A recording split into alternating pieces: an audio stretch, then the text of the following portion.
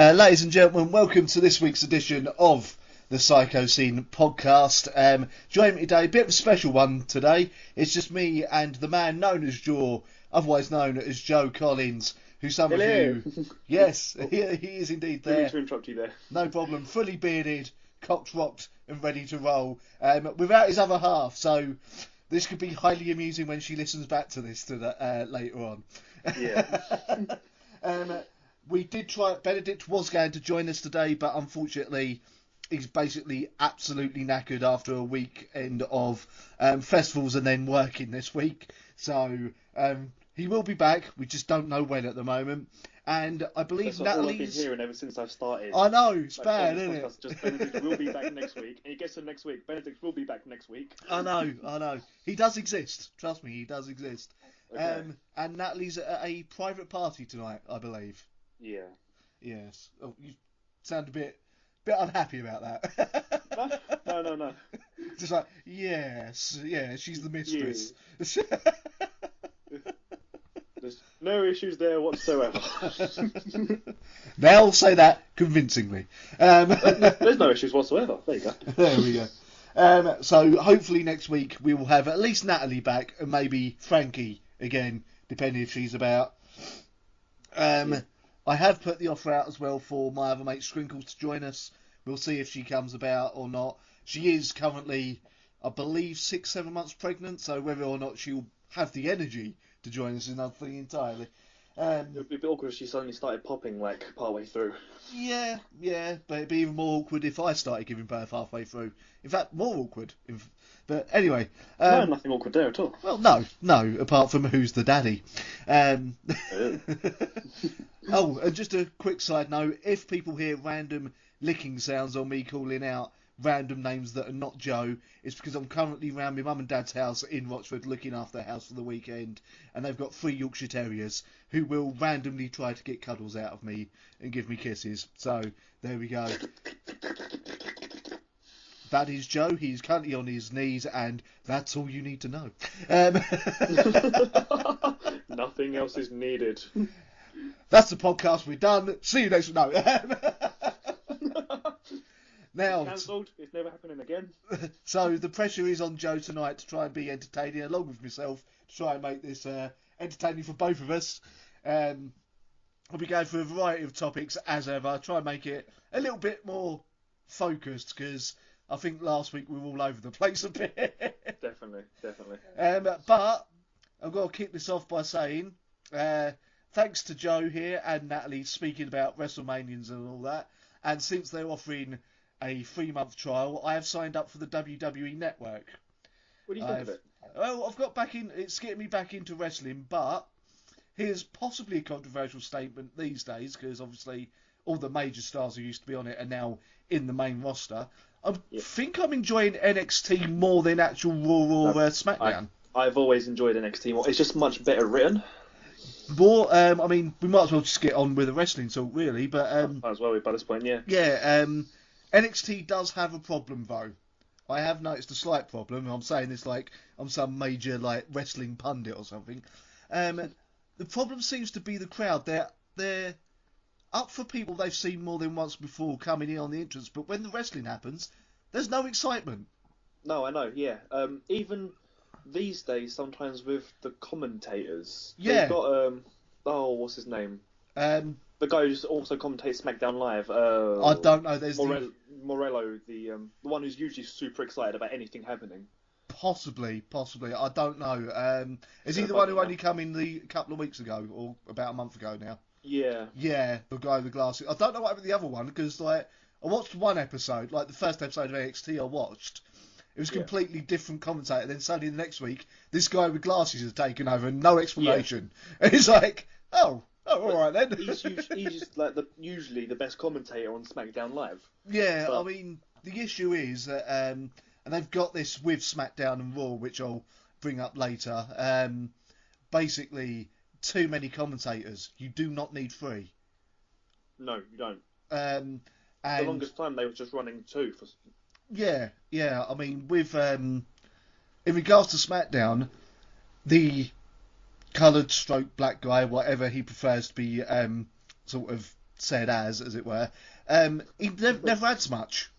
I've noticed. He comes across quite dull. He's not as bad as JBL, but I'll get onto that later. But bear in mind, most of the commentary is JBL these days. Oh God, please don't. This might be what's making me enjoy NXT more, to be honest with you. What, lack of JBL? Lack of JBL is always a good start. But like, yeah, he only seemed to get excited recently with when the Street Profits come into it, and that's the most animated I've heard this commentator speak. I can't think of his name because I've literally only been watching the network for about 3-4 days. And yeah, he doesn't bring much to it. The English bloke, unfortunately, I think it's just his accent, but he does sound slightly tired most of the time.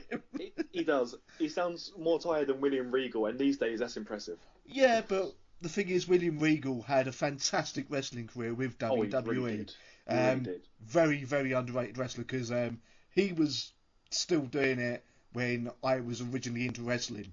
So I am, instead of a lapsed Catholic, I'm a lapsed wrestling fan, as it were, returning back to the fold.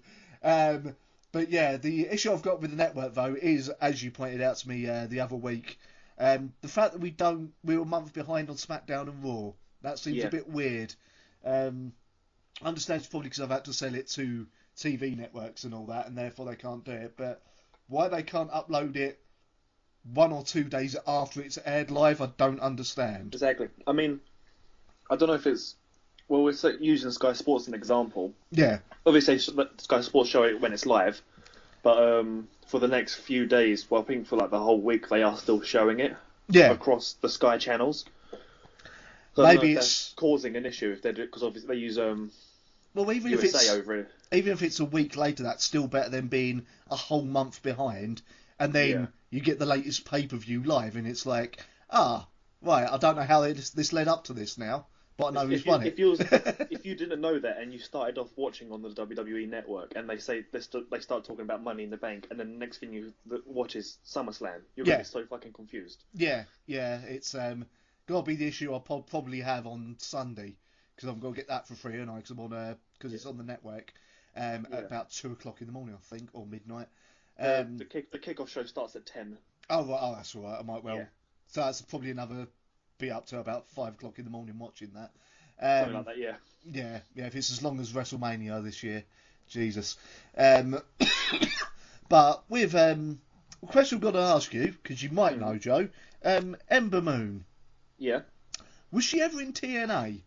Because I swear I've seen her wrestle before. Yeah, I could have sworn I have. But I don't. If she was, I don't think she wrestled under the name Ember Moon. No, the thing is that everything you look up for does not mention TNA. Yeah, I've been trying to look ever since she debuted in NXT last year. Yeah. It annoyed me when she came on because I was looking, I was like, "You look familiar," and then it hit me. I was like, "I swear you in TNA," and nothing. I'm just like, I know you from somewhere. I'm gonna quickly Google her actual name and see if anything comes up. See, funnily enough, I mean, moving slightly quickly onto another conversation we'll get onto a little bit later. She is someone I think needs to be moved up to the main roster soon. What, Ember Moon? Yeah, she is. She's one of the top talents, which is why she's got that match with Oscar tomorrow. Yes. Oh God, yes. Tomorrow, isn't it? I forgot about that. Yeah, it's tomorrow night, mate. When you'll be slightly drunk because tomorrow Joe will be out drinking to celebrate moving in with his other half. You still coming to that? Probably not, man. I've got no money because I'm in Watford, getting there and back. It's a bit of a pain in the arse. But if you're down drinking at Chiri's on Thursday or something, I'll celebrate it with you then. Cool. I'll see what I can do. The other issue I've got is, if I was to come tomorrow, I wouldn't be able to leave until, I wouldn't be able to leave until about 6:30 to feed the dogs. So, yeah, I would only be there for about a couple of hours, and then you lot would be going anyway, so by the time we get there. But who did turn up in TNA on it was either the last NXT that they put up, or the one before, was, what's her name, Lady T-Pain or something? Yeah, something like that. She was in TNA. I remember that much because she came out. I was like, bloody hell! I didn't realise she was still wrestling. Ember Moon used to wrestle for Ring of Honor. I've never watched Ring of Honor. That's the weird thing. Okay, Ring of Honor's pretty good. Yeah, I've heard good things about Ring of Honor, but I've never watched Ring of Honor. The only other wrestling I've watched is TNA, and really, really back in the day, I'm talking like early 90s, mid 90s, where it used to be on like ITV, WCW. Oh yeah. She's too young to have been on WCW when I was watching it. Just a tad, yeah. Yeah, so yeah, she must be in TNA, but for various reasons they're not. She's wiped it off her credentials. Is all I can think of. Also, whoever created Bobby Roode's entrance music, I hate you because I've had it stuck in my head all night. Yeah, that's the thing. That again, when he debuted in NXT last year at Takeover Brooklyn, I get it out of my head by Wednesday when NXT is on again. Yeah, then you just get the glorious. You're like, ah.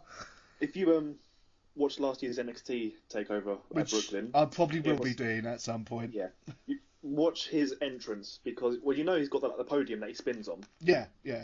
On his debut, he had a podium that he descended on from very high up in the gods.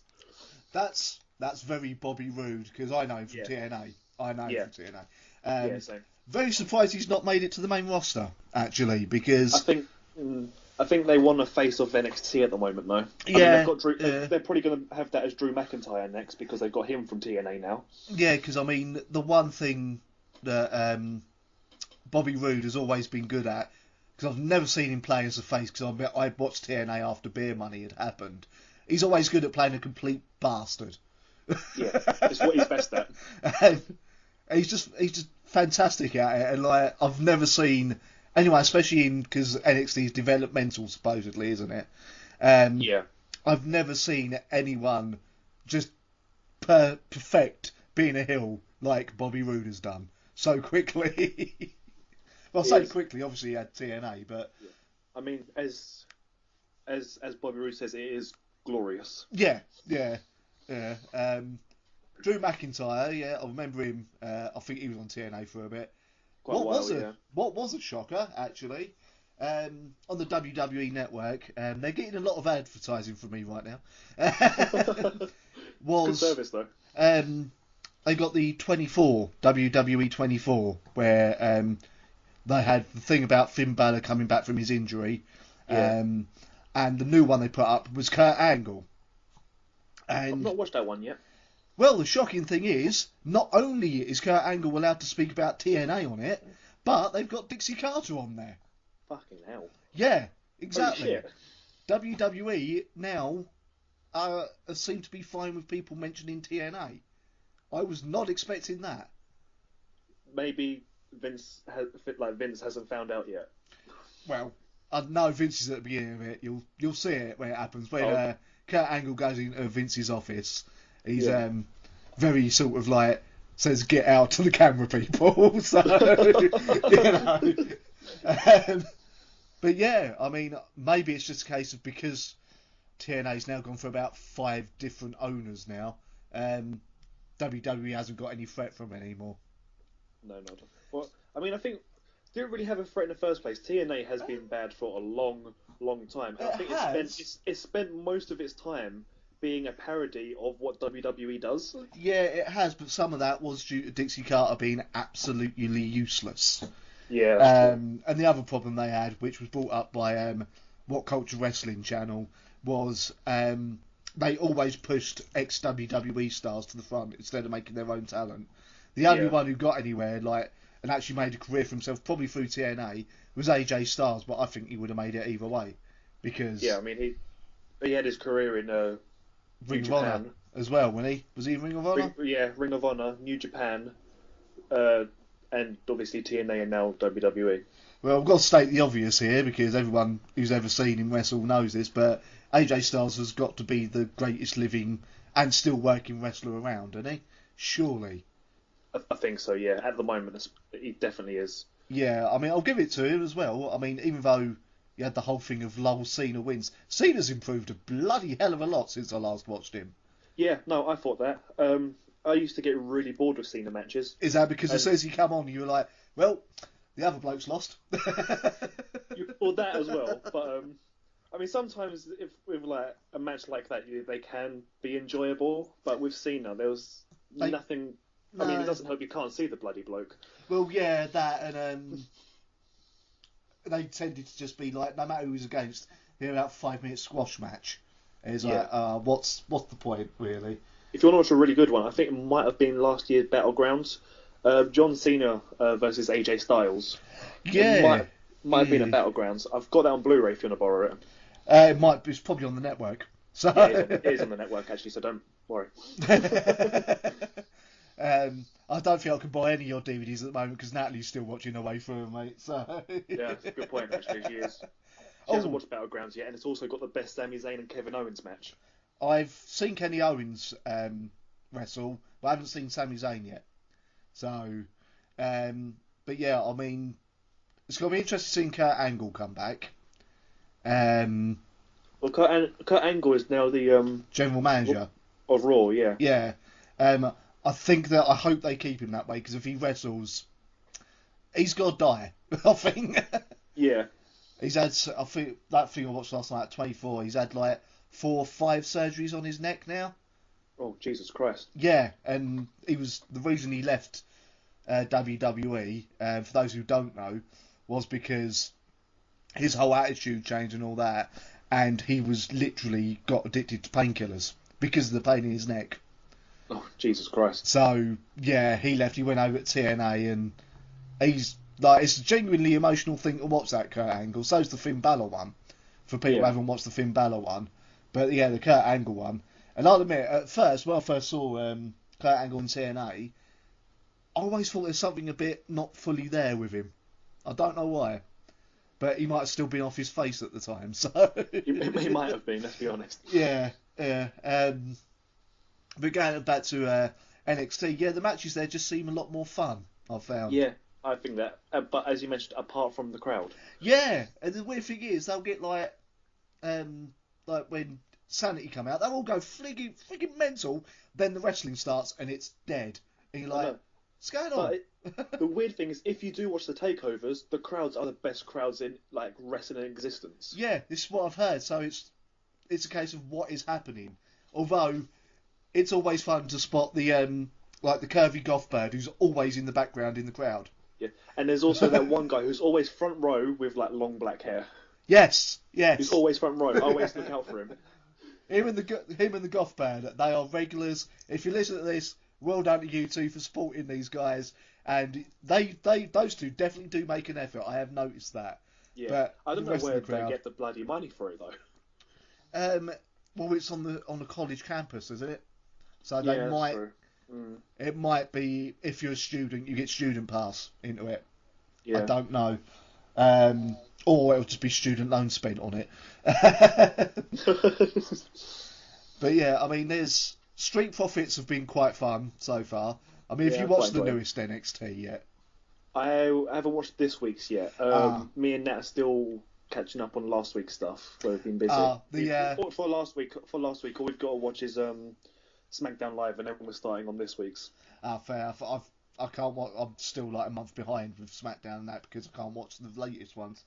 I will send you a link of where to watch them. Yeah, say no more than that because you don't want to incriminate yourself, mate. Exactly, yeah. No, with this week's NXT, the Street Profits match, something that happens with one of the wrestlers, his reaction to something is pretty damn funny. That's all I'm going to say. Basically, it's the Street Profits against some smaller wrestler, and I think his name's Lance something. He's bald with a beard. Right, okay. I think I know who you mean. He keeps beating up his tag partners. Yeah, I know who you mean. Yeah, it's against them, and the smaller of the Street Profits tag team gives a chop to Lance, and Lance does nothing, and what the guy does is pretty bloody funny. So, I'll tell you who else I've enjoyed, and this will probably sound a bit dodgy to people who know who he's on. Velveteen Dream. Yeah, he's a good wrestler, but not only that, that is a guy who's fully committed to the gimmick they've given him. Oh god, yeah, without a doubt. That's what I'm liking, because it's just like, you could have like complained about this and said, I can't play someone who's that camp. No, he's gone full on with it. full on. So well done to that man.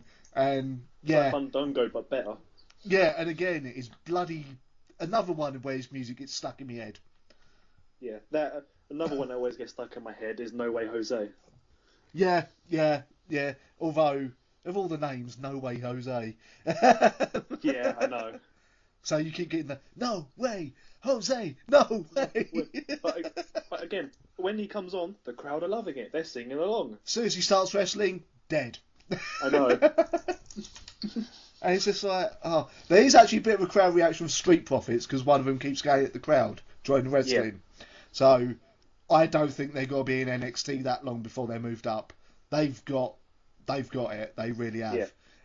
That's what me and Nat that's what me and Nat said when we first saw them. They've just got it. Yeah, they've only had. I think they've only had the one match, which would be probably the last one you watched.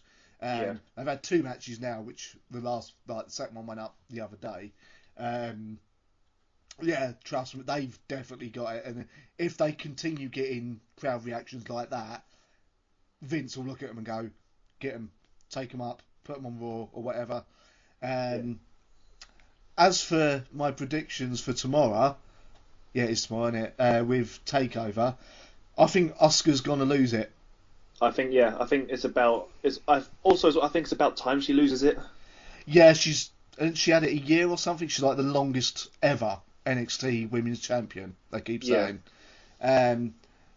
What are the cards anyway? My prediction for that with the Osaka, that's how I keep thinking it was pronounced, but it's not. It's Oscar. Is Oscar will lose because she will then either turn up at SummerSlam or be moved up to the Raw or SmackDown after SummerSlam. Yeah. That's how they're gonna do it. Yeah. You've got. Yeah, I mean, before they bumped Bayley up to roster at last year's SummerSlam, they had her appear. Yeah. At last year's SummerSlam with Sasha Banks. Oh, did they? Oh, yeah. And then not even a couple months ago, probably like less than a month later, they bumped her up. The only issue I can see with moving Asuka up to the main roster, she can't speak fluent English that well. That's true. But then you could also probably say that, do you watch 205 Live? Not yet. I've sort of just made my way through NXT, so I'm going to go back about a month for 205 Live, and then come back to that and watch my way through them, because I do like a bit of the high-flying stuff, because obviously AJ Styles is pretty much that style. Yeah. Although I do like the beasts, as it were, unless it's like Lesnar, no one's going to be the same destructive force at the moment as Lesnar. No, not at all. So... But, with 205 Live, they've got Akira Tozawa from New Japan. Yes, I have heard of him. Yeah. His English isn't the best, but obviously with the cruiserweight stuff, that does appear during Raw and at the pay-per-views. Yeah. But he's not fluent in English either, but it works. It does still work quite well. Now I'm thinking about it, Shinsuke's not the greatest at English. No, he's not. And unfortunately, he's Japanese, which has a lot of S's in it, and he's got a lisp. Yeah, I know. Really unfortunate. I won't expect him to sound like that, and I listened. I was like, "You're a great wrestler, but And what's the other one? Oh, Hideo Itami is also a takeover tomorrow. I can't remember who he's against now. No, neither can I. He's not against Oh No. He's who's he facing? Christ, Hideo Itami is facing. I'm sure it's not Oh No, because he just had the battle with Oh No. Oh, let's have a look. Oh, you got the Aleister Black. There we go. Yeah, that'll be interesting. Yeah. What did you think of the sudden, out of nowhere, Johnny Gargano versus Andre Cien Almas? Did that happen this week? I can't remember now. Last week. Oh, last week. It was literally just out of nowhere. They just announced it. Yeah, that's something else NXT has a slight problem with. That matches just happen. Yeah. It was good, but I don't know much of Johnny wrestling. I never saw him with the tag team. So, right, okay. What I am surprised about is that so far none of his matches, including the one TakeOver, isn't against his former tag team partner. Yeah, I'm surprised about that as well. That's what I was expecting to be announced. So, Yeah. In fact, his tag team partner's buggered off, hasn't he? I think he has for now, yeah. He's just not turned up. So whether he's off, it might be a case where he's a free agent. He's off doing Ring of Honor or something. I don't know. But yeah, he's disappeared. Johnny Gargano's another good one. I mean, I've only seen a couple of wrestlers that need a bit more work. What's their bleeding name? Iconic. Iconic need work. Definitely. No offence to them, but there was a few major botches with Iconic that I've seen, and they're a little bit, at the moment, they're a little bit too old school divas, which I don't think WWE should be going back to. No, it shouldn't. It really, really shouldn't. No. I mean, that's why they've done the whole Women's Revolution. Yeah, because you've got the Mae Young Classic in a couple of weeks, I think, as well, haven't you? I think that's... Yeah, a couple of weeks, so they're doing the run-through of who's competing this week after SummerSlam. Yeah. So yeah, it should be starting, I think, next week then. Unless they're going to do with the Cruiserweight Classic 2 episodes of the run-through. Possibly. But yeah, I mean, there's that. That's going to be interesting, although, obviously, Lady to Pay, who after us, I remember her being quite successful in TNA, and then she just got run through by someone on NXT. Might be Ember Moon, actually. Is it Ember Moon? Might have been. It's either Ember Moon or the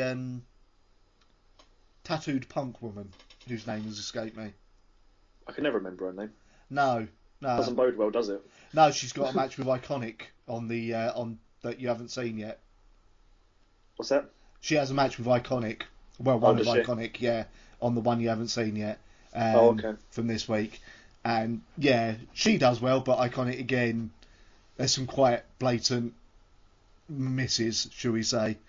Yeah. And yeah, the new London guy's pretty good. Yeah.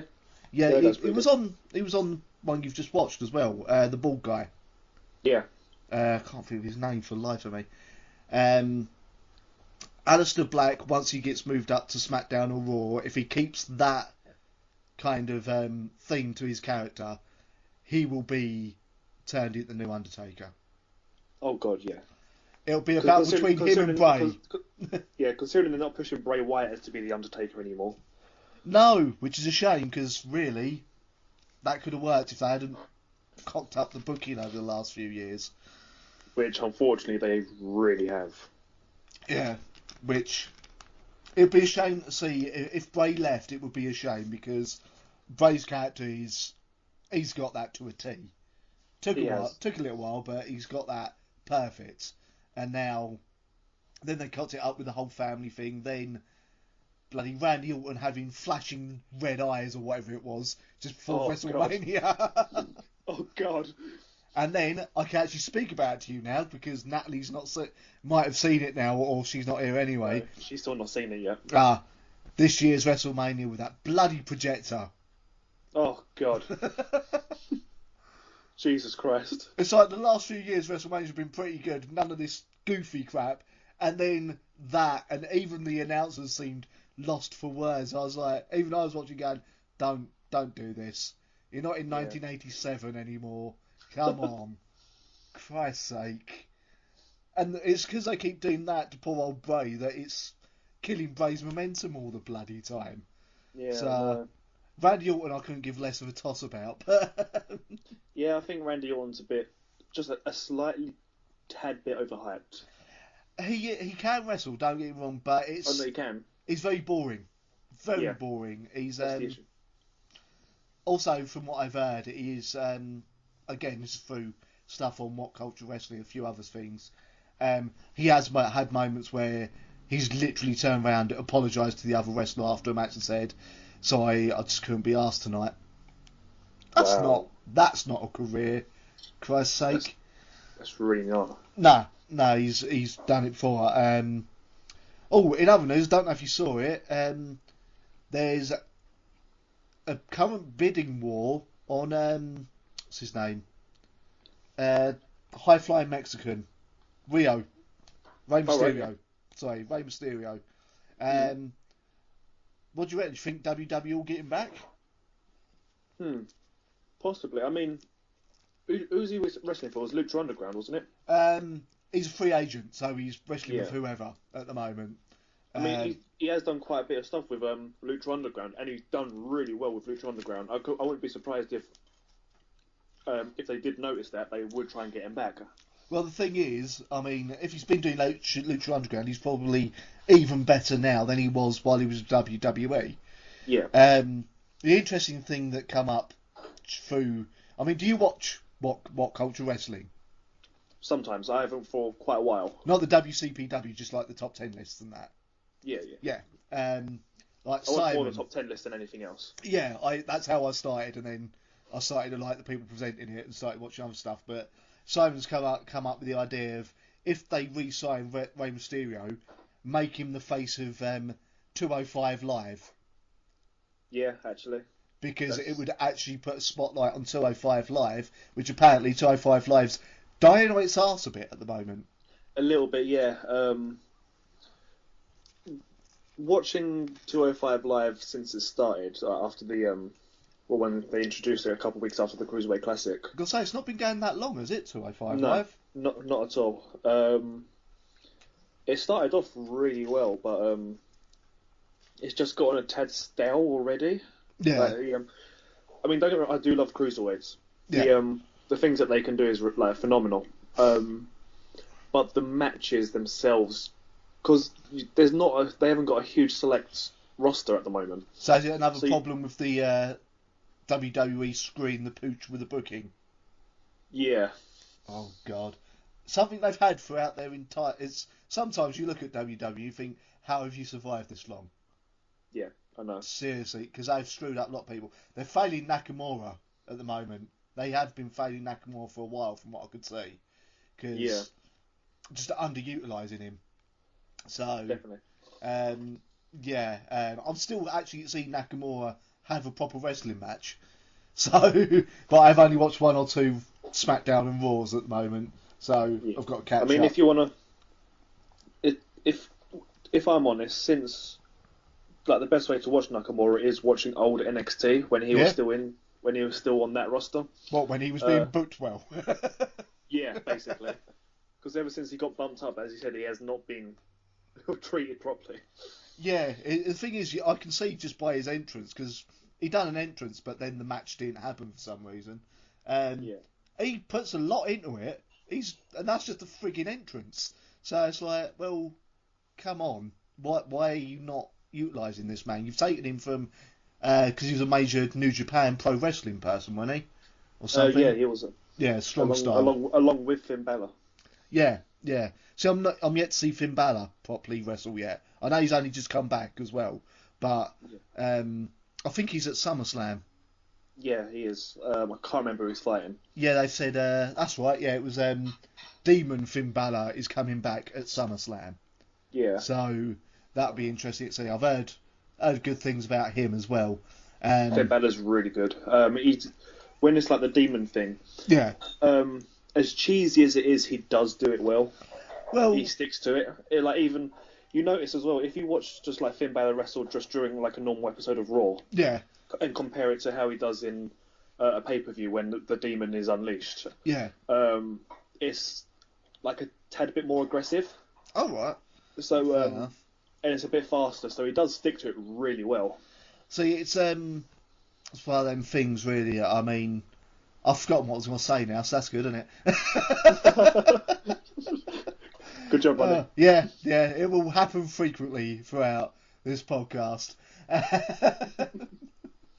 No, I'm hoping... I mean, from the look of it, NXT's looking fairly healthy. Hopefully 205 will pick up. They've just finished the UK tournament, haven't they? The WWE one. I've not actually watched that yet, though. Did they actually air it at all then? I didn't know if they recorded it. Oh, let me have a look. I don't think they did. I remember it being announced beginning of the year. Yeah, it's happened, it's finished, and some of them going on to the Cruiserweight Classic and stuff like that. Yeah. But what would be nice was, because I think the plan that Triple H has got, and as much as people bash Triple H, he's the one who's actually slowly but surely pushing WWE into the right direction and getting Vince McMahon who actually sign good wrestlers as opposed to ones who look good. So I think Triple H wants to possibly start up another show that is WWE UK. Yeah. Because he's a big supporter of UK wrestlers. I've heard him say that many times. Part of the reason they signed Finn Balor was because of him. So, although whether Finn Balor would like to be sort of associated with being UK, I'd just prefer to be called Irish wrestler is another thing entirely. Oh, that's the other NXT wrestler I've really been enjoying. Also, probably one of the shortest wrestlers I've seen, Nikki Cross. Yeah? Yeah, apart from I might have a bit of a thing for her. She's got a cute smile, what can I say? And she's not exactly flat-chested. But she plays the part of Mental Loon perfectly. And that I think you've just seen it, that Iron Woman match with Asuka. Oh, yeah. Jesus Christ, that. Even when she's like knocked out on the floor, she's still pissing herself laughing. You know? Yeah. It's like, you are playing this to perfection. And I would not mind seeing her be taken up to the main roster at some point. Because I think, can you imagine her being as part of a stable with Dean Ambrose? That would actually be amazing. Yeah, Lunatic Fringe, you know. Got the Lunatic Fringe, Dean Ambrose. You got her. Come on. You know, because she's basically the slightly more convincing Lunatic Fringe female version. Yeah. And the only problem she might have is loads of Americans complain they can't understand her accent. Yeah, there is that, but they can live. The guy who was in NXT that I didn't think would ever find anywhere else apart from TNA, despite how good a wrestler he is the guy who leads Sanity. No, yeah, I was really shocked about that when I saw him on Eric Young. That's it. Eric Young. Yeah. Because I'm used to him. Last time I watched him on TNA, he was still kayfabe married to ODB. I don't know if that's real or not. And like he was still the man holding the women's championship because he's meant to be slightly not all there or something. He's playing a goof or something with it. And then I'm suddenly watching this and it's suddenly he's the leader of Sanity. He's going all out. I'm like, the hell happened? Yeah, they. I mean, I've not seen much of him being. Like, I've not seen much of Sanity. No, Sanity seems to be becoming more present over the last 4 weeks, which are the NXTs I've watched. So, but yeah, Eric Young, I have a feeling he's another free agent. So the reasons you're not seeing him that much is 'cause he's off wrestling other places. Right. Okay. Unless he's still signed to TNA as well, or whatever TNA is called this week. I think they've still managed to keep it as Impact Wrestling. Oh right, yeah, but is it owned by Anthem anymore? I think it's changed hands again.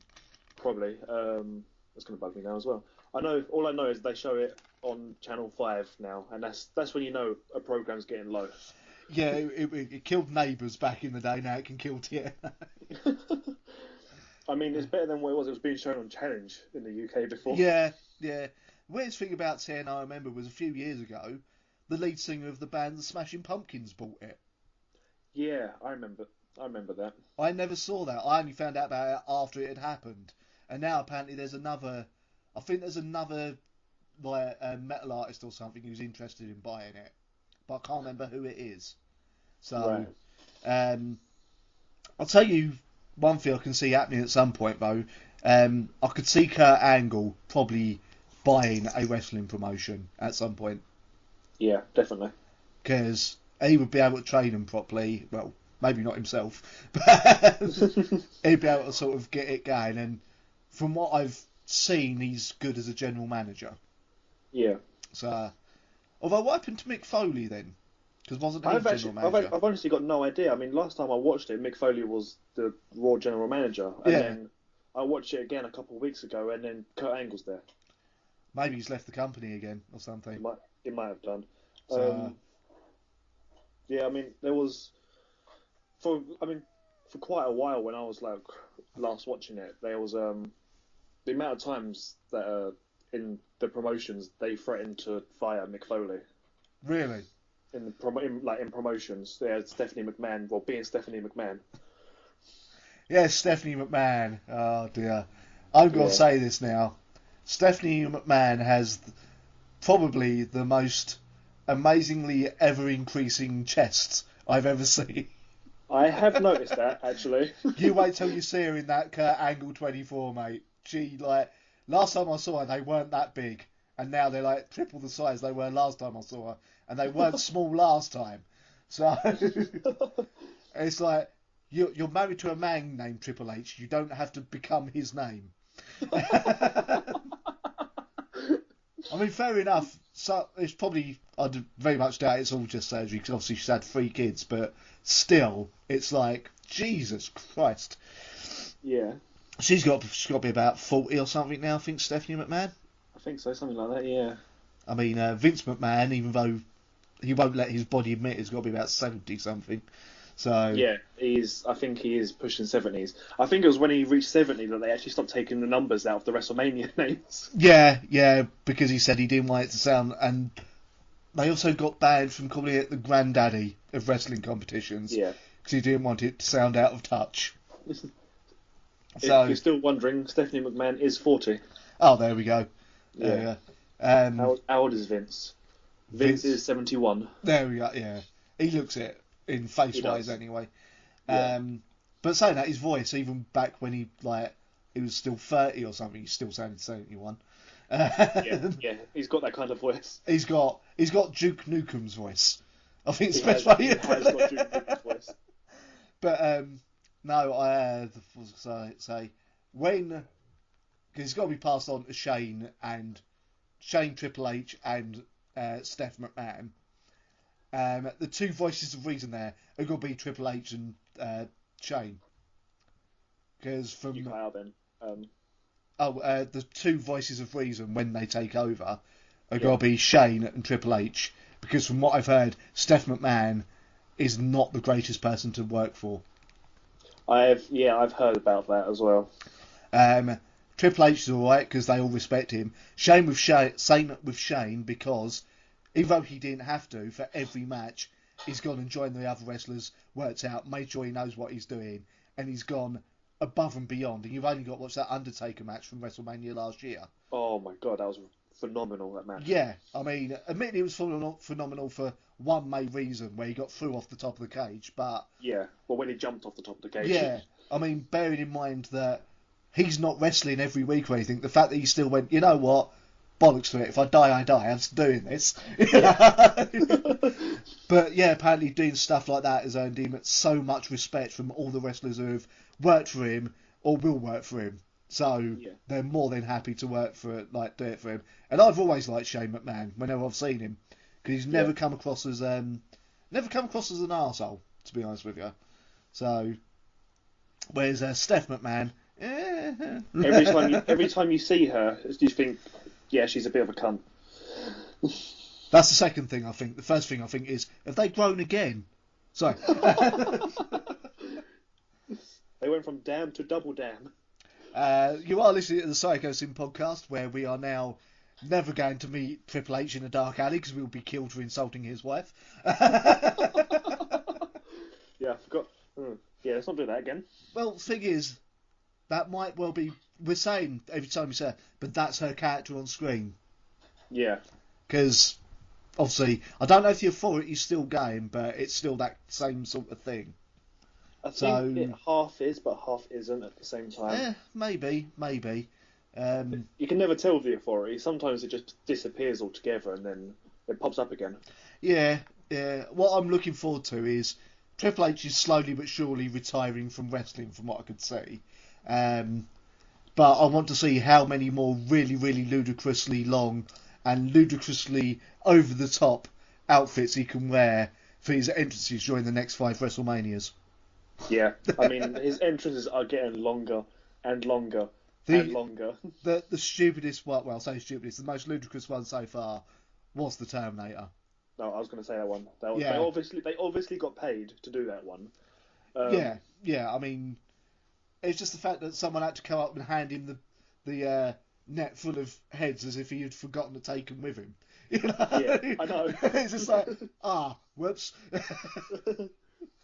Oh dear. But yeah, At first I thought, okay, that's pretty cool. There's Terminators, and I realised it's Triple H's intro. Yeah. I mean, fair play to them. They got Arnold Schwarzenegger to do it, but still, I remember that going on for about 10 minutes. So it's probably something like that, yeah. And then the match itself was about 2 minutes long. It's like, for Christ's sake. Wasn't that the match with Sting? Yeah. When they brought back NWO and.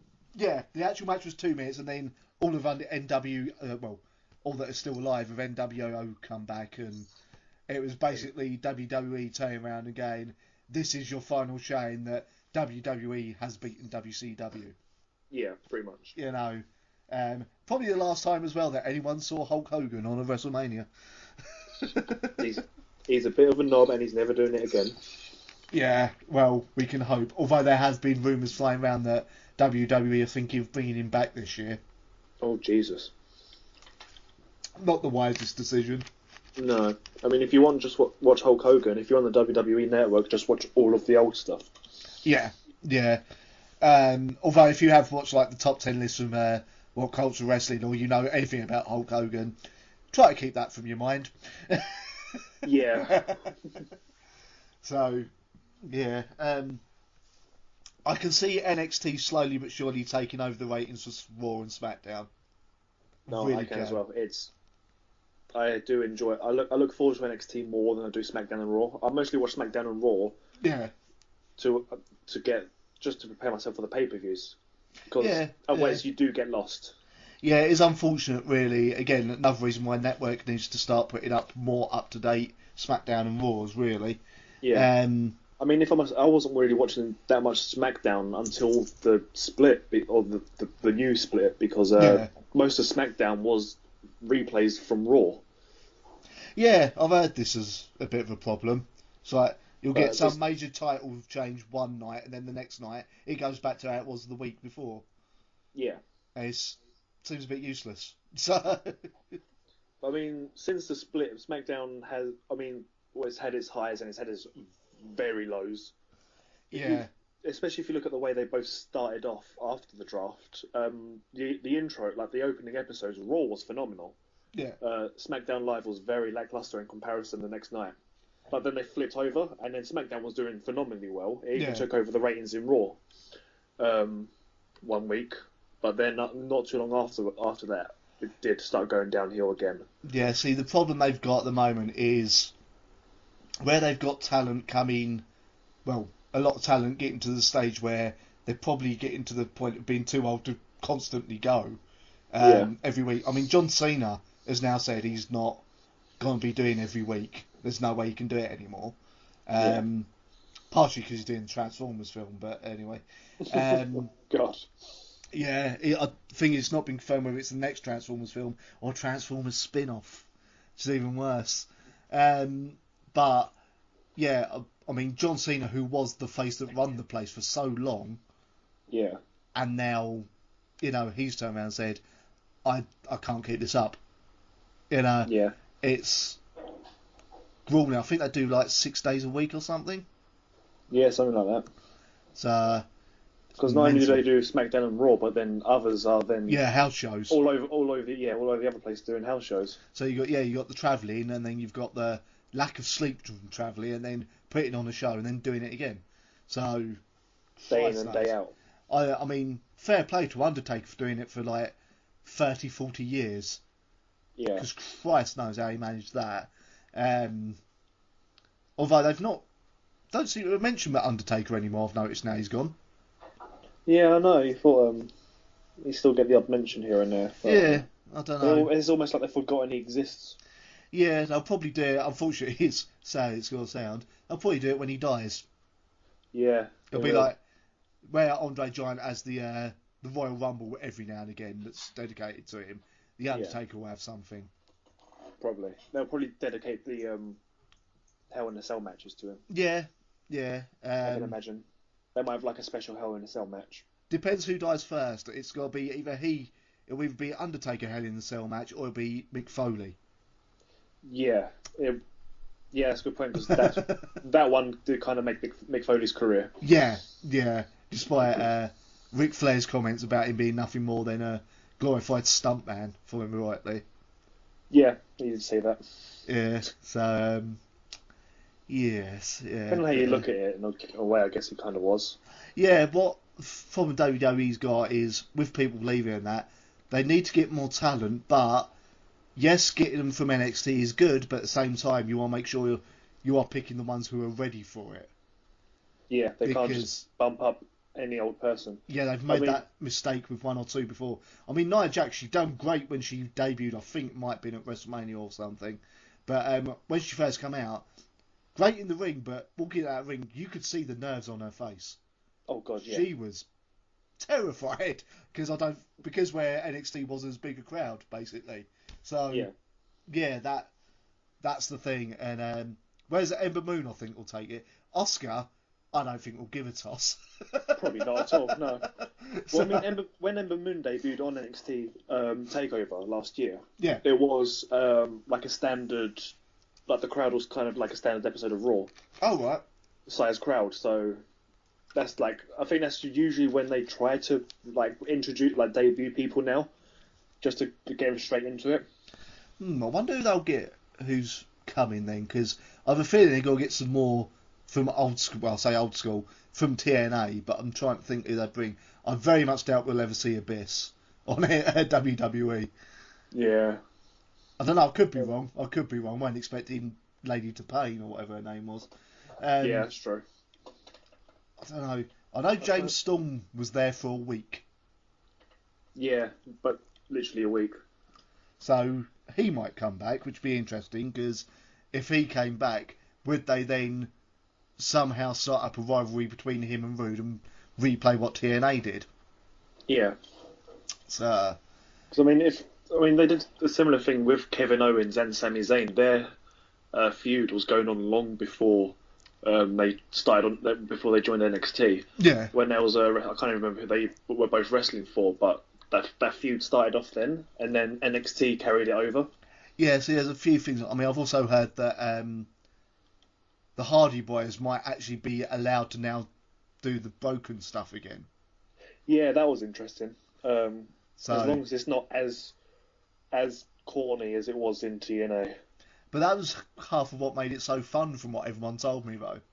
Yeah, so... it was. But I remember, I think they spread it over like a few weeks of TNA. They done like a thing. I can't remember what the other tag team was, but they done a thing where they like broke into like the Hardy's house and like cursed the place and stole their baby, and they had like this basement full of like medieval weaponry. If they do that, you know that who will break out in at the Hardy's house? It's the only tag team who could do it. It would be the Wyatt family. Yeah, that's true.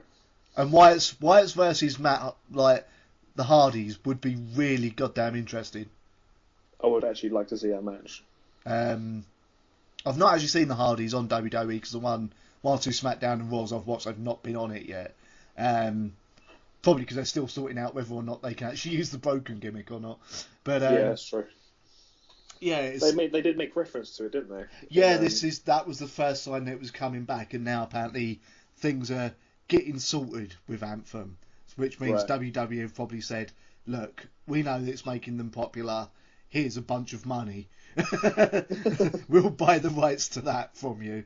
So, because what everyone's wanted the Hardys back in WWE for. Well, that, and everyone wanted to see Jeff Hardy wrestle again without being off his face on drugs, I imagine.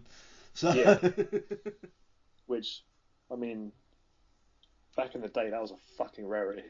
Yeah, I've seen... Even on TNA, it was sometimes. Yeah, I saw that. I seen the clip from that pay-per-view where he was against Sting.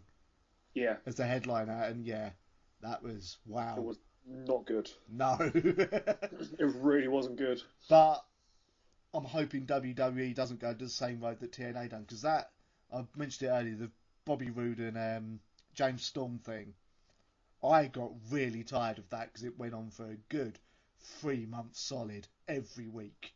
Yeah. And I was getting sick of it. I mean, there's no problem with them prolonging it for a bit, but 3 months of them either fighting and then it going back and forth over who won, and then like Bobby Roode running away every now and again. It's just like, can we just end this now? You know, it's done. It's like aces and eights as well. That went on for too long. Yeah, that really did. Jesus. But years, yeah. So yeah, SummerSlam. I'm really hoping they're not going to continue trying to push Roman Reigns. You know they're going to, though. They're still. I think Vince still wants to make him the face of the company. He's improved. Don't get me wrong, but he's not there. He's not there. He's not ready to be. He's definitely not ready to be the face of the company. No. I was surprised. I mean, it was like when they tried to push Rock, like the Rock originally. Yeah. When they did try to start doing it, well, just like with Roman Reigns, everyone hated him. Because at the time he wasn't ready. Yeah. So they pushed him back, like stepped him down for a long, long time. Which they haven't done with Reigns. No, they still kept trying to push. They still kept trying to shove it in that, like, down your throat. Yeah. I don't know who they could have as the face of the place now. Honestly, if he continues doing as well as it sounds like he is doing, it's either got to be Seth Rollins could do it or Finn Balor. Yeah. I'd probably vote more Seth Rollins. I think at the moment he's got more of the impact. He's got more of the impact of the crowd, more of a better reaction. I'd probably go with Seth Rollins for the simple fact that he's American. Yeah, there's also that to it. I feel like with WWE there could be riots if an Irishman was the face of the company. Yeah, which is a shame, really, but yeah. But they do need to push Roman down for a long time. It looked like they was going to do it for a little while because they pushed him to do. Which is probably when he started improving. That's the thing. Yeah. Because he didn't have the pressure. They pushed him. He went for the United States Championship for a little while. Yeah. Not too long after the draft, and it was really good. Yeah. I mean, really fucking good. Has he improved on the mic, by the way? Yeah, he doesn't say suffering succotash. That's exactly what I was going to say. Oh dear. And for those who don't know, yes, WWE once wrote a promo script for Roman Reigns because he was a little bit wooden on the mic, where he did actually use the words, well, suffering succotash. Might even have been to Seth Rollins. It might have been, actually. I'm trying to think now if it was to Seth Rollins or maybe The Miz or something. So. I saw that will never, ever... He won't live that down. No.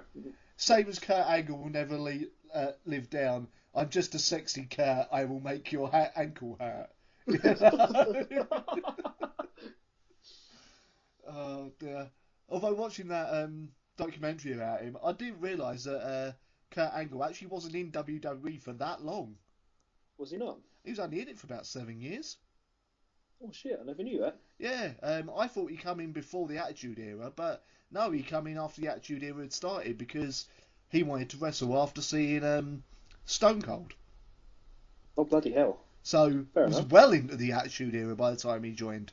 Yeah. So, although seeing Kurt Angle with hair is still weird. Yeah, it is actually. I'm just too used to him being hairless. Yeah. But yeah. He's not even. I don't think he's got eyebrows anymore, has he? I don't know. I'm so used to like my dad's bald for those who don't know, and he's got no eyebrows either, so I'm used to it. So I don't notice it anymore. But yeah, I mean, Kurt Angle. I think he was in TNA longer. In the end. Okay, I never knew that. So, as I said, I'm still in shock they allowed TNA to be mentioned. Yeah.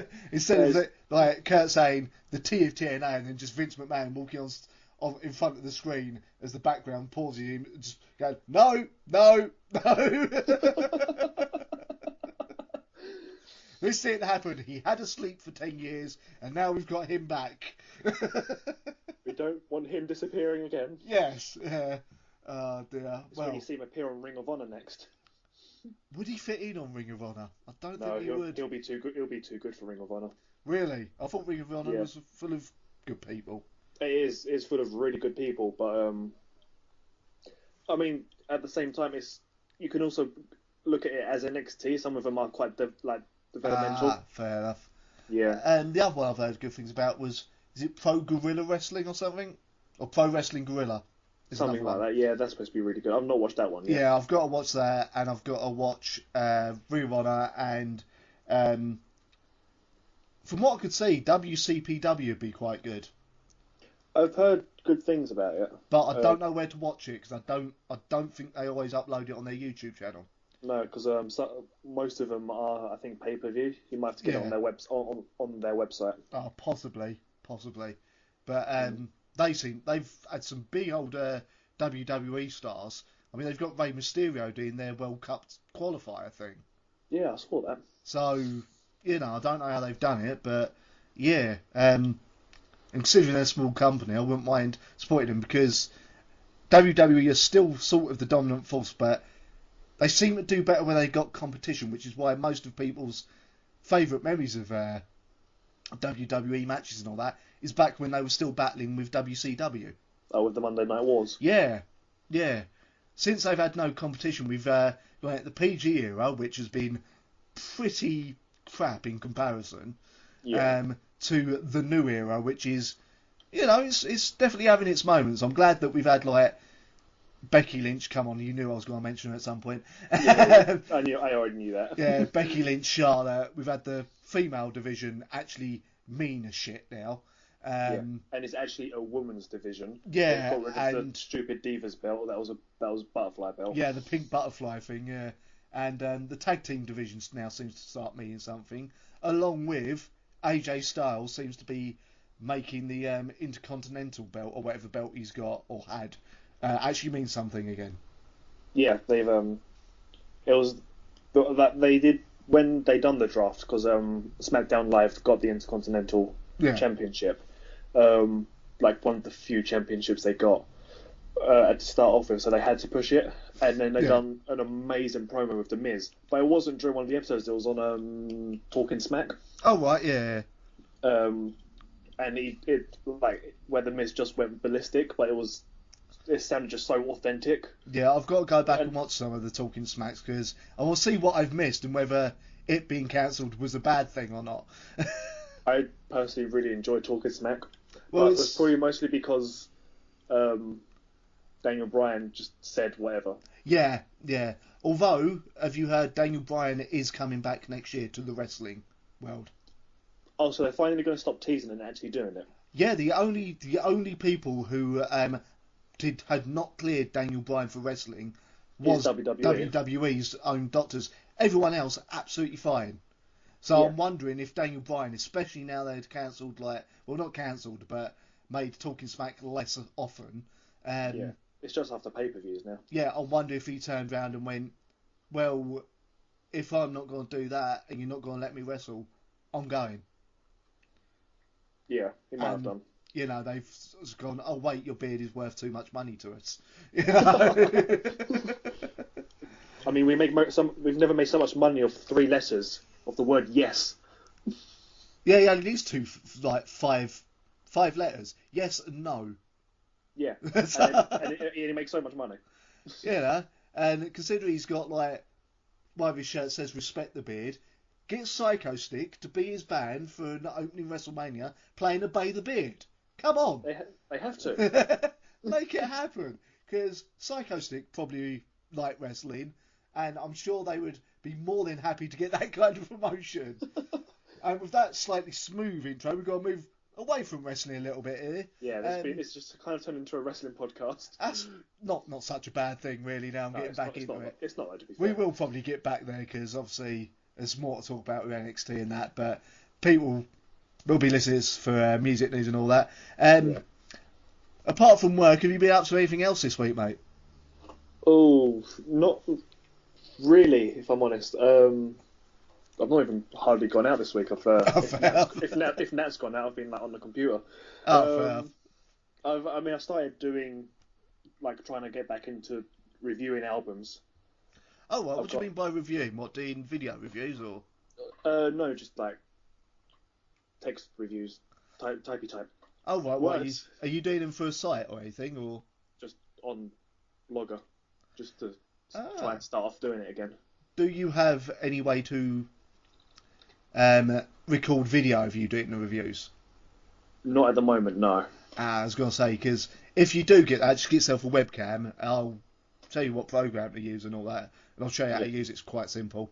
If you might start doing them, I could start putting them on my channel, because I want to make, like, this is exclusive news to people who are listening to this. I would like to get loads of people to do lots of reviews of different music, films, etc. Me, you, and Natalie eventually can probably do 2 podcasts a week. One will be about wrestling and one will be about music. Sounds good. And like, I just want to make the Psychosin project, instead of just me doing it by myself, have loads of people doing videos for it, and then any money we make, we share out between us, you know? Yeah. Or at least to spread the word, great. you know? So yeah, if we can get that going. Obviously I haven't got a website, so I can't put your written reviews up at the moment.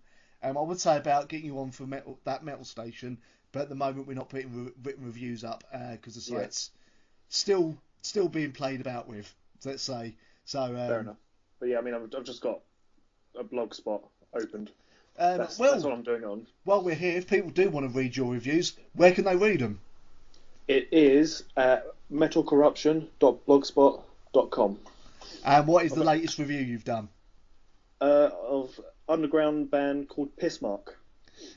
They sound like an Ed Sheeran cover band. No. It's they're a cross between groove metal and deathcore. Austrian. Yeah, it's an interesting one. Are they signed or are they unsigned? Unsigned. You have to send me some of them, man. They sound right up my disease-ridden alley, as it were. I will say the album that they released yesterday. Right. It would have been better if they took away 4 songs and released it as an EP. Really? Yeah. Really? The first 3 songs. I mean, just gotta fucking say the whole review now, ain't I? You might as well. Right. You speak about it for a second. I've just got to go into the other room and grab myself something to munch. So I'll be back in a second. Oh, nice. So the opening of the album is phenomenal. It's got a great rhythm. It's very catchy. Everything plays off well perfectly with each other up until the vocals kick in. Vocalist isn't bad at all, but when the vocals kick in, the music does take a step back, and from when you had like a great rhythm, you've now gone to a generic just doof doof doof doof doof doof doof doof in the background. The chugging riff. Yeah, basically. And you've kind of got that for the first 3 songs. Yeah. They have their moments. They really do have their moments. But for the most part, they are kind of boring songs. Right. Song number 3, I still have in my fucking head. Is it as bad as Glorious? It's not that catchy, but I was singing it in my head over and over again for hours, and I was for the next 3 songs. They all 3 of them like merged as like one weird song in my head. And what's the name of the album? Frontal. So it's Pissmark Frontal. Excellent. Pissmark Frontal. Yes. That's all right. If they ever play the UK, they can play with another underground band over here called Piss Viper. So yes. It will be the tour of your reign. Actually, Piss Viper. If people haven't heard Piss Viper, check them out. Very much groove metal in the form of Pantera, but a bit more sludgy. Very good band. Right. And for those who as old as me, if you ever remember a band that only had one 9-track album called One Dice, it's a vocalist from them fronting Piss Viper. If you've not checked out One Dice, check out One Dice. Absolutely awesome band. I'll have to link you to some of it, Joe, because I reckon you'll like it, man. Really good. Basically, check it out at some point. Yeah, if you liked the Great Southern Trendkill album by Pantera, you're going to like One Dice. Same sort of thing. But being British, so it hasn't got the Southern rock groove, because our version of the Southern rock groove is a load of chavs. So yeah, South England is not good. No, and we're experts at being south of England because we live in south of England. Ah, dear. You may not believe it, people, but Joe was nervous as hell before we started this about being entertaining enough. Usually, I'm just like, yeah, hi, stuff, hi, yeah, hi. Now, talking about reviews, I mean, I'm going to ask if you're going to do it yourself, because I've got to film a review for it. But are you thinking, or have you already written up a review of In This Moment, the album I sent you? Not yet. I'm in the process of listening to the new Helvetii album. Try and review it. I've not got the new Helvetii yet. In This Moment, I've listened to. What's it like? Their last album was Black Widow, wasn't it? If I remember rightly. Yeah. Right, the new In This Moment album. Think of In This Moment, but kind of going along the routes of Ghost. I think it's the best way I can do it. Okay. In a good way or a bad way? Does it work? Well, I'll say this now. It's not a crap album. It's not even a bad album. It's a good album, but it's not as good as their last album that I forgot the name of now. I've said it a moment ago. Black Widow, thank you. Not as good as Black Widow. It's not as good as Blood. Right. For those who are expecting them to have really heavy songs on there, from what I remember, there's no screaming on this album. There's no heavier vocals.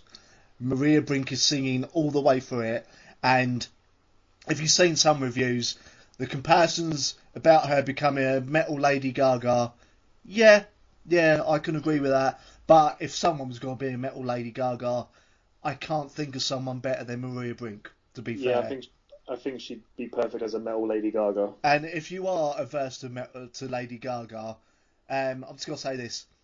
Yes, Lady Gaga's pop, but what you got to remember, she's pop in a good way because she actually makes fairly decent songs.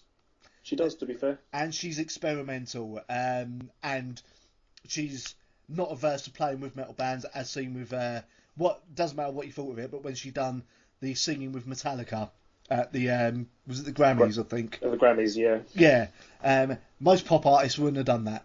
They probably would have gone, oh no, not metal band, no. She was more, and then not only that, she went and got the moth from the Moth in Flame design tattooed on her. Now that's dedication. It really is. I didn't even know she'd done that. Yeah, she did. I don't know if she done it after the show or just before the Gaga performance, Grammy performance. But yeah, she done that. From what I've heard, she is a rock and metal fan anyway, because when she does DJ sets, she does play quite a lot of it. And I think the only reason she does pop is because maybe she thinks her voice wouldn't suit guitars, which maybe. Yeah, I mean, I can't. It depends on what style she goes for. Yeah, I mean, it's with the In This Moment album. Is it worth buying? Yes, definitely. If you like In This Moment, you'll like the album. Just don't be expecting anything as heavy as their last two albums. And musically, very, very much along the lines of a more commercial Ghost. I think it's the best way I can put it. Right, okay. But the cover I do like Ghost, though. Yeah. I mean, the cover In the Air Tonight, most of you would have heard already. And the best way I can put to say about whether you'll know if you're going to like the album, listen to the single Oh Lord. If you like that, you're going to like the entire album. What's it called? Oh Lord? Yeah. It's the first single that come out with a proper music video. Okay, I'm putting in the watch later. And funny enough, with Lady Gaga, that band called Exit Eden, I believe they're called, have released a new single today, which, for those who don't know Exit Eden they're a new band on Napalm Records, if I remember rightly, of 4 female goth singers, and they've got an album of metal covers, basically. And today they released their cover of Paparazzi by Lady Gaga, so it all fits together. I only found this out literally 5 minutes before we started the podcast, so I've not had a chance to listen to it yet. I have got the album, but I've got to get around to interviewing it. What's it like? I've not listened to it. Not listened to it yet. Oh, okay. I'm a bit behind on my YouTube channel, so apologies to all those who watch it. I will get back to it. I know I've lost about 3 subscribers over the last week, but some of them might have just been bots anyway, so there we go. So, yeah, I mean, reviews-wise, got to get back on it with so many things. I've got interviews coming up left, right and centre, and I've still got to listen to that Dragon Force album. So you still not listened to it? No, I've only had it for about a week, man. So. Oh, fair enough. Yeah. I'll let you off then. So, what is the next album you're reviewing then, Joe? It might be the new Helvetii album. quick roundup again. Like in this moment, it's definitely not heavy album. It's an acoustic album. Oh right. Yeah, they went. It's I think the second acoustic album. Where they're trying to push the new members basically. So does Krigell not sing on it that much then? Not really. He's mostly backing vocals. Oh, fair enough. So are they still keeping that slightly gothic folk feel that they had on the last album? Yeah, it's a lot more folky. Yeah, but it's still got that gothic feel to it. It's quite a good album. I would recommend it, but I will say it's fucking long. It's a long album. How many songs? I'm just going to get it up. 1 second.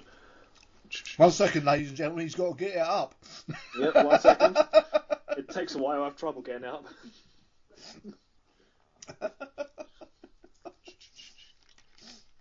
Now he's singing to it. It's like a snake charmer for penises. It's 18 songs long. That's some of them are intervals. I was say, if I'm rightly though, wasn't Origins and it was either Origins or Helvetius was about that long, I think. Let's find out. I've gone both staring at me. Staring at you, all I've got an image now is that you own both CDs and you put goggly eyes on them. Damn, now I want to do it on all the ones that have faces. I'm tempted. I'm really tempted. Helvetius has 17 songs. There we go, yeah. I knew one of them was I think Origins is something like 13 tracks long. Yeah, they do like their long albums, Helveti. Yeah. So the new... Sorry, I didn't mean to speak over you there. Are the new members fitting in well? Yeah, they do fit in really well. Obviously, I miss... Oh, I can't remember her name. Anna. Yeah. Like going from her vocals, just so going for like a similar style. Your last thing you listened to from Helveti was "Call of the Mountains." Yeah. And then you go to Epona. It's a bit weird. They've kind of got a similar vocal style. Right. They do sound a bit similar, but you do notice the differences. The thing that impresses me, they found another singer that can sing fluent in Gaelic. So I'm just going to ask, were you about to say you do notice the tits at first there? The tinge. Oh, it's just when you do notice the tit. I was like, hang on, what? But yeah, it's I lost my train of thought now. You talk about the new members fitted in and the new singer. She can sing in fluent Gaelic. Yeah, I don't know where they find them, where they find all these fluent Gaelic singers. Yellow Pages. There must be a service for it. Oh dear. But moving on a bit of music news now. I don't know if we covered this last week, but Dave Grohl of the Foo Fighters was spotted actually in the mosh pit during a Metallica concert. I did see that. He's referred to himself as a die-hard Metallica fan until the day he dies. So basically, Dave Grohl is the complete opposite of myself. He's also got long hair. Yeah, something I haven't got. Opposite of yourself, yeah. But yeah, it's one. I mean, fair play to him, considering the amount of people who must have come up to him and asked him for pictures and all that. But yeah, by the looks of it, there's people taking pictures with him. And he seems more than happy to have taken the pictures with him. Yeah. Got no problem with him, you know. Dave Grohl's still proving himself as the nicest man in rock. And again, considering how big he is, he probably could have just turned around and go, "Oh, I'll watch from the side of the stage." He didn't. He could have done easily. He didn't. He's got straight in there, and I bet you like 90% of the crowd would just look at him going, "That bloke looks a lot like Dave Grohl," and they're not going and speaking to him. That guy looks a lot like Satan from Tenacious D. Yeah. He was also apparently a few years ago he was seen in the pit for Soundgarden as well a few years ago. So oh really? It's a regular occurrence. So bloody hell. Yes. Yeah. I mean, I did just one of the comments on that because I'm reading off of Metal Injection. Yeah. Website. One of the comments under it was, "I would feel really embarrassed to be seen at a Metallica concert in 2017." Whoever that person was, fair play to you. You are a beautiful person. You really are. Right. A bit of news announced earlier today. Yeah. New Mastodon album is already coming out soon. Yes, I was going to get onto that. Now, considering I've literally only bought Emperor of Sand last week and not listened to it. I bought it when it came out and I've still not listened to it. It's only been out about a month, hasn't it? If that. I think probably a bit longer. As I say, it's not been out long. I know it came out this year. Yeah, it came out this year. When did it come out? 31st of March. Oh, there we go. Oh, it has been out a while. Christ, it's taken a while to get it.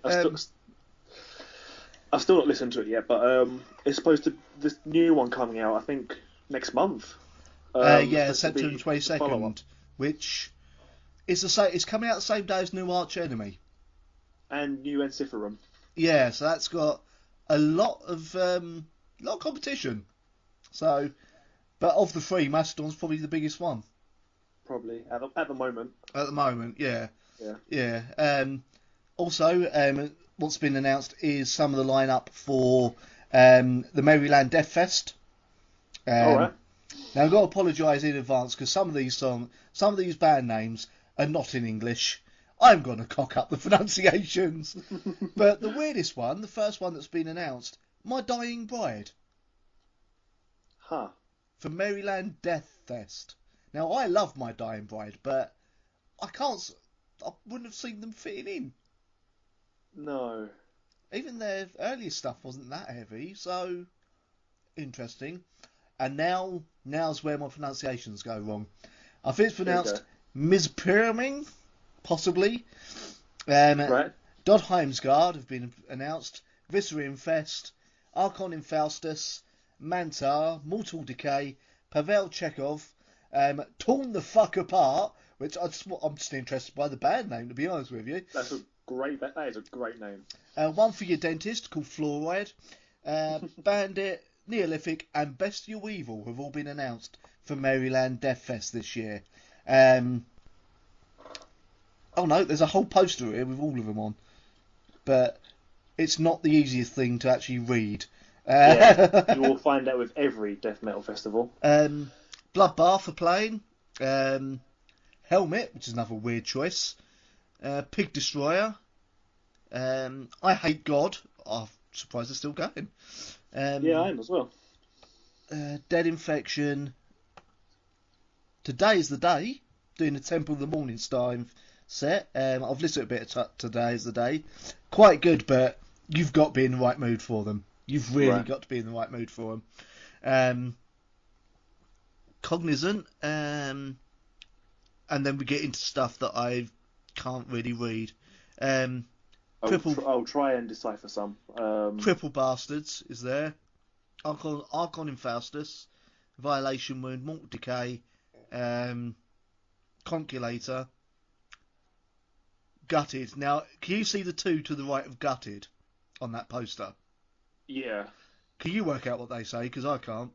No fucking clue.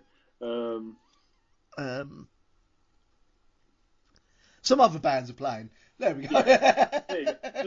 Just find the poster and look at it. You might know who they are. You'll probably recognise the logos better than I do because I'm a little bit out of touch with the death metal scene, to be honest with you. So I don't listen to as much death metal as I used to. No. God. So first of all, we'll say this: are people really still fans of Insane Clown Posse? Really? I mean, really? Why have they been mentioned recently? Well, back in January, ICP have announced they would be organising a huge Juggalo March. Right. It's now been officially scheduled to take place Saturday, 16th of September, aiming to bring national attention to the ongoing discrimination and profiling of Juggalos. Now, I'm pretty sure it's not just Juggalos, and to be honest with you, a lot of Insane Clown Posses are not the nicest lyrics in the world. They're about murder.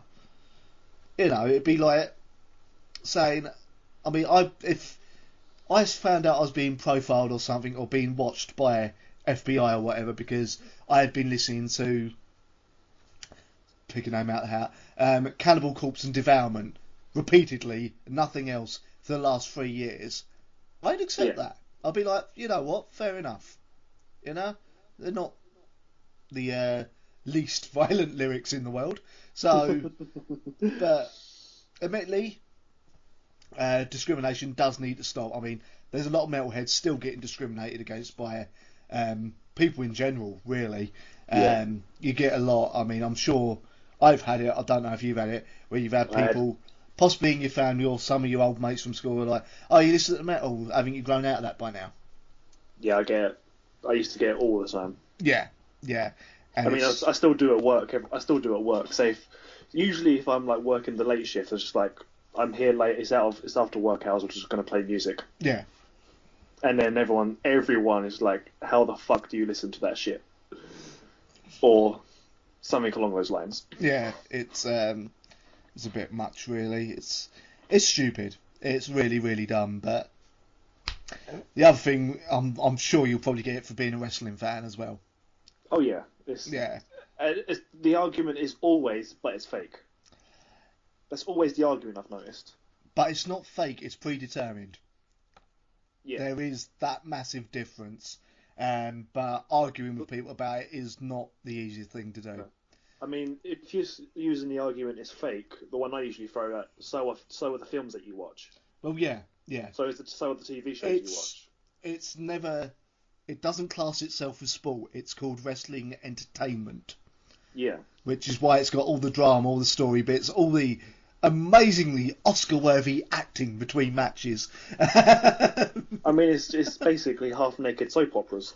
Well, yeah, which is a fantastic name for a pop-punk band, but anyway. Sorry, I was channeling my inner actions there. Yeah, but yeah, it's ridiculous. I've had people, well, chavs, in Southend threaten me with violence for wearing a Fear Factory hoodie. I've had that a few times. Which is amazing, because it's not like Fear Factory are the biggest and most popular band. If I was wearing Slipknot, they'd probably know who it was more. But yeah. Fear Factory's a weird one. So yes, yeah. What else is happening in the world? Behemoth have said they've got 12 tracks ready for the next album. So after Nurgle it's taken a while, yeah.